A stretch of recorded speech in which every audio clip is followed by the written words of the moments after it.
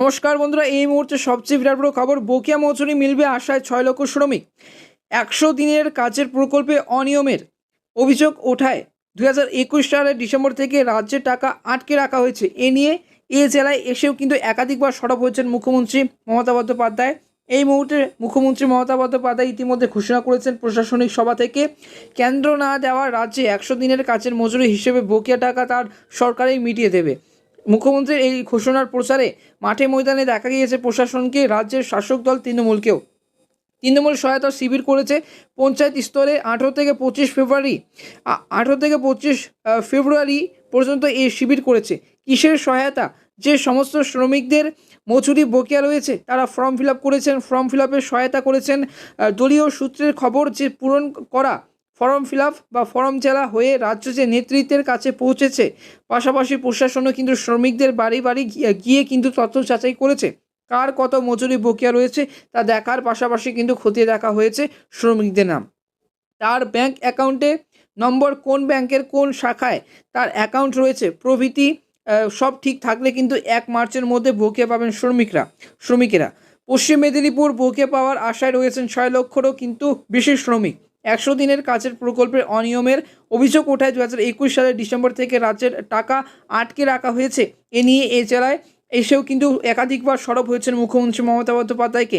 100 দিনের কাজ পরিদর্শনে এই জেলাও কিন্তু এসেছিল কেন্দ্রীয় দল। পরিদর্শনে এসে কেন্দ্রীয় দলের যে পর্যবেক্ষণ ছিল, কাজের নিয়ম বহির্ভূতভাবে কিছু প্রকল্পে যথেষ্ট কিন্তু টাকা খরচ করা হয়েছে। কেন্দ্রের নির্দেশিকা ছিল অনিয়মে যারা কিন্তু জড়িত তাদের সকলের বিরুদ্ধে ব্যবস্থা নিতে হবে জানানো হয়েছিল এবং শৃঙ্খলা ভঙ্গে ব্যবস্থা নেওয়া যেতে পারে। সরকারি অর্থ 9/6 কিন্তু ব্যবস্থা নেওয়া যেতে পারে। আইন অনুযায়ী ব্যবস্থা নেওয়া যেতে পারে। অন্যদিকে এই সময়ের মধ্যে বকেয়া মজুরি চেয়েও কিন্তু প্রশাসনই এবার প্রায়শই কিন্তু পঞ্চায়েত হত্য দিয়েছেন শ্রমিকেরা। সূত্রের খবর, পশ্চিম মেদিনীপুর এই প্রকল্পে বকেয়া রয়েছে প্রায় 515 কোটি 67 লক্ষ টাকা। এর মধ্যে মজুরি বাবদ বকেয়া রয়েছে প্রায় 281 কোটি 13 লক্ষ টাকা।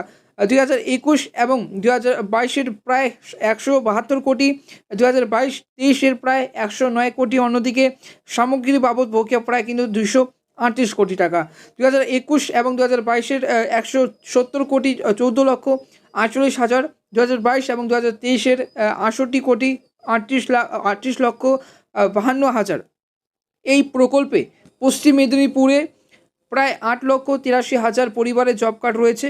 সংখ্যাটা কিন্তু কম নয়। সব ঠিক থাকলে রাজ্য টাকা জেলাকে দেবে।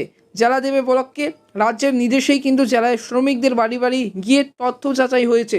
তথ্য যাচাইয়ে গ্রাম পঞ্চায়েত স্তরে কিন্তু কিছু পরিদর্শক দল করা হয়েছিল। পরিদর্শক দলকে কিন্তু জানানো হয়েছিল বাড়ি গিয়ে তথ্য যাচাইয়ের সময়ে সংশ্লিষ্ট কিন্তু শ্রমিকের মোবাইল নম্বর সংগ্রহ করতে হবে। চূড়ান্ত তালিকায় যাতে কোনো ভুল ত্রুটি না থাকে সেটা খতিয়ে দেখে কিন্তু নেওয়ার কথা জানানো হয়েছিল।